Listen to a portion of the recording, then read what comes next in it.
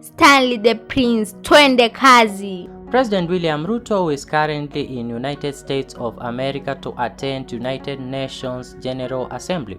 We saw that last night he was given an opportunity to address in United Nations General Assembly, and indeed he delivered a good speech. And there's this picture which is going around social media of an advertisement track displaying President Ruto's inauguration speech spotted in United States of America. What's your take on this? Give your thoughts in the comment section, and please make sure that you subscribe to get more updates.